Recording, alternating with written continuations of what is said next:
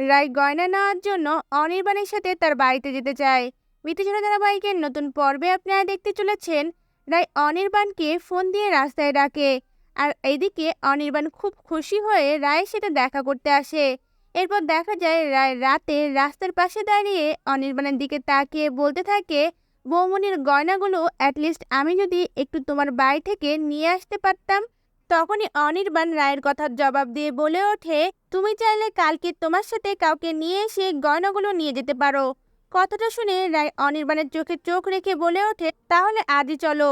এই কথা শোনা মাত্রই অনির্বাণ মনে মনে অনেক খুশি হয়ে যায়।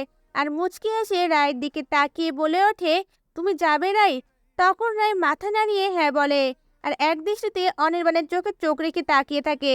এরপর দেখা যায় অনির্বাণের গাড়িতে করেই রায় অনির্বাণের বাড়িতে যায়। আর নিজের রুমে ঢুকে সেই গয়নাগুলো বের করে নেয়। তখন অনির্বাণ রায়ের দিকে একদৃষ্টিতে তাকিয়ে থাকে। এরপর রায় সেই গয়নাগুলো নিয়ে বাড়ি থেকে বেরোনোর সময় অনির্বাণকে ধন্যবাদ জানায়। তখন অনির্বাণ রায়কে রিকোয়েস্ট করে বলে ওঠে, আমি তোমাকে বাড়িতে পৌঁছে দিয়ে আসি।